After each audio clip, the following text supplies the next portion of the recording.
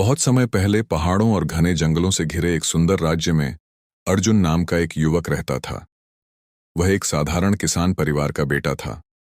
उसका घर मिट्टी का छोटा सा था और परिवार बहुत मेहनत करके अपना गुजारा करता था। अर्जुन के पिता खेतों में काम करते थे और उसकी माँ घर के साथ साथ पशुओं की देखभाल करती थी। अर्जुन बचपन से ही मेहनती और जिज्ञासु था। वह अक्सर अपने पिता से पूछता, पिताजी, दुनिया में सबसे बड़ी शक्ति कौन सी होती है? उसके पिता मुस्कुराकर कहते, बेटा, दुनिया में कई तरह की शक्तियां होती हैं। धन की शक्ति, बल की शक्ति, पद की शक्ति और ज्ञान की शक्ति। लेकिन असली शक्ति वही होती है जो इंसान को सही रास्ता दिखाए। अर्जुन इन बातों को ध्यान से सुनता, लेकिन उसके मन में हमेशा यह सवाल रहता कि आखिर सबसे बड़ी शक्ति कौन सी है। बचपन का सपना। अर्जुन जब छोटा था तब वह गांव के लोगों को देखता। गांव में कुछ लोग बहुत ताकतवर थे। वे बड़े बड़े पत्थर उठा लेते थे और सब उनसे डरते थे। कुछ लोग बहुत अमीर थे, उनके पास बड़े घर और बहुत सारी जमीन थी। लोग उनका सम्मान करते थे क्योंकि उनके पास पैसा था। लेकिन गांव में एक बूढ़े शिक्षक भी रहते थे, जिनके पास न ज्यादा धन था और न ही ताकत। फिर भी गांव के सभी लोग उनका सम्मान करते थे क्योंकि वे बहुत ज्ञानी थे और सबकी समस्याओं का हल निकाल देते थे। अर्जुन अक्सर सोचता, आखिर इन तीनों में सबसे बड़ी शक्ति कौन सी है? जीवन की कठिनाइयां। समय बीतता गया। अर्जुन बड़ा होने लगा। घर की आर्थिक स्थिति अच्छी नहीं थी, इसलिए उसे अपने पिता के साथ खेतों में काम करना पड़ता था। कई बार दिन भर मेहनत करने के बाद भी फसल अच्छी नहीं होती थी।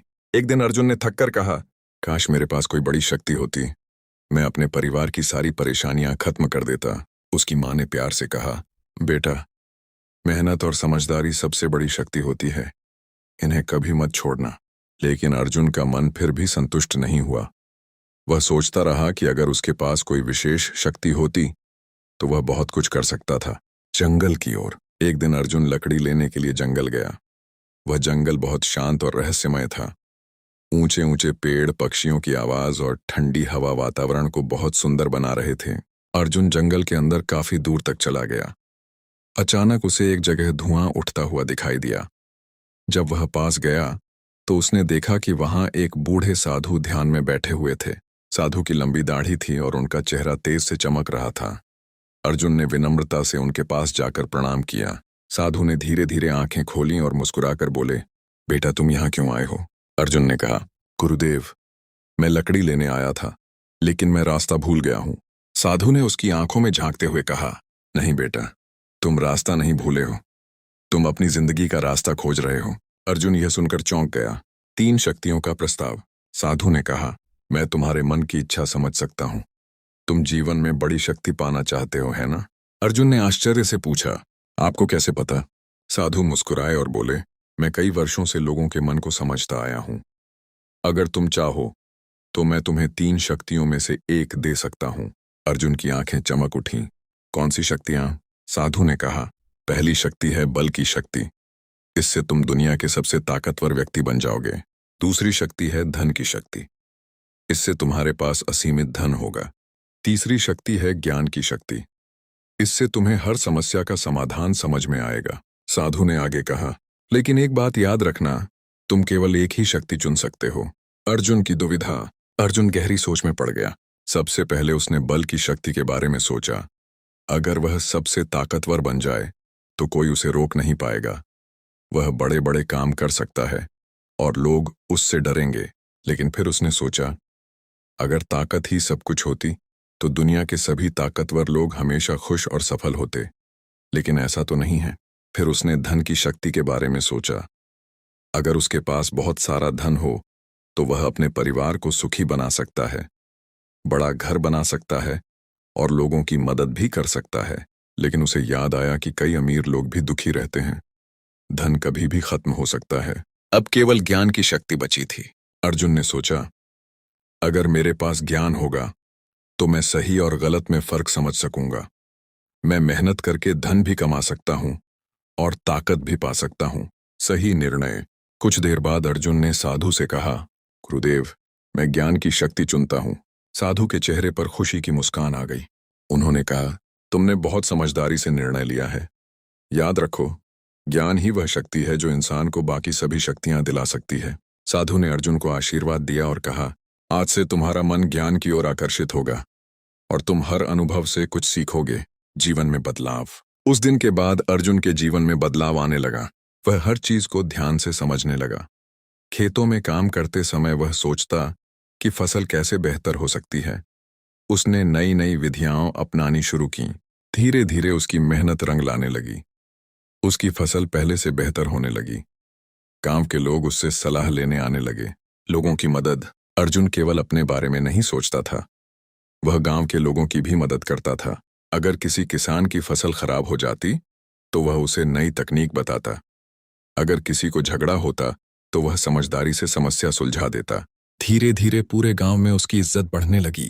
राजा तक पहुंची खबर। एक दिन राज्य के राजा को पता चला कि एक युवक अपने ज्ञान और समझदारी से पूरे गांव की समस्याएं हल कर रहा है। राजा ने उसे दरबार में बुलाया। दरबार में राजा ने उससे कई कठिन प्रश्न पूछे। अर्जुन ने शांत मन से हर प्रश्न का उत्तर दिया। राजा बहुत प्रभावित हुए और बोले, अर्जुन, तुम बहुत बुद्धिमान हो। मैं चाहता हूं कि तुम हमारे राज्य के सलाहकार बनो। सफलता की ऊंचाई। समय के साथ अर्जुन राज्य का सबसे भरोसेमंद सलाहकार बन गया। उसकी समझदारी से राज्य में कई अच्छे बदलाव हुए। खेती बेहतर हुई, व्यापार बढ़ा और लोगों का जीवन खुशहाल होने लगा। अब अर्जुन के पास सम्मान भी था, धन भी था और शक्ति भी थी। साधु से पुनः मुलाकात। एक दिन अर्जुन फिर उसी जंगल में गया जहां वह साधु से मिला था। साधु वहीं ध्यान में बैठे थे।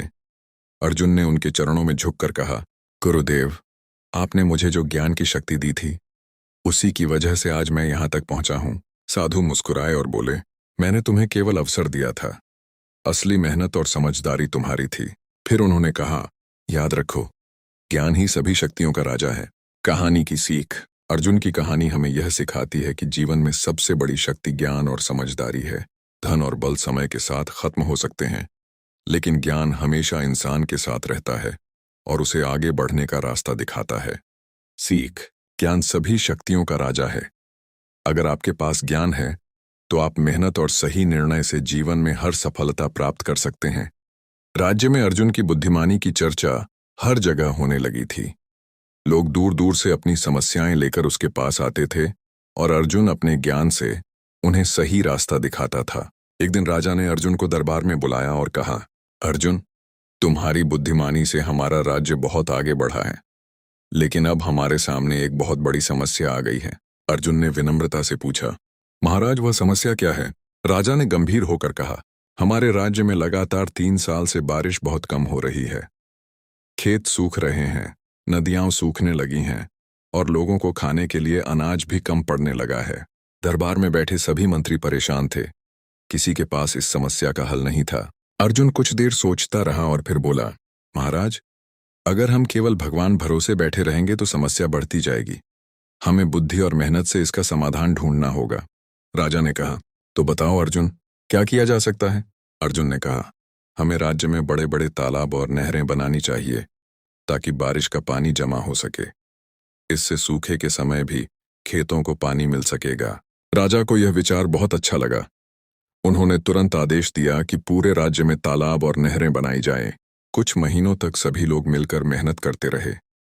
अर्जुन खुद भी लोगों के साथ काम करता था और उन्हें समझाता था कि यह काम उनके भविष्य के लिए कितना जरूरी है। कुछ समय बाद बारिश हुई और तालाब पानी से भर गए। अब खेतों में पानी की कमी नहीं रही। फसल पहले से भी ज्यादा अच्छी होने लगी। लोग खुश हो गए और पूरे राज्य में अर्जुन की प्रशंसा होने लगी। लेकिन अर्जुन घमंडी नहीं बना। वह हमेशा कहता, यह सब ज्ञान और मेहनत की शक्ति है। एक दिन वही साधु फिर से अर्जुन से मिलने आए। साधु ने मुस्कुराकर पूछा, अर्जुन, अब तुम्हें समझ आया कि ज्ञान क्यों सबसे बड़ी शक्ति है? अर्जुन ने उनके चरण छूते हुए कहा, हाँ गुरुदेव, अब मुझे समझ आ गया है कि ज्ञान से ही हम हर समस्या का हल निकाल सकते हैं। साधु ने कहा, याद रखो, सच्चा राजा वह नहीं होता जिसके सिर पर मुकुट हो, बल्कि वह होता है जिसके पास ज्ञान हो। अर्जुन ने जीवन भर लोगों की मदद की और अपने ज्ञान से राज्य को खुशहाल बना दिया। सीख। ज्ञान वह शक्ति है जो सबसे कठिन परिस्थितियों में भी सही रास्ता दिखाती है।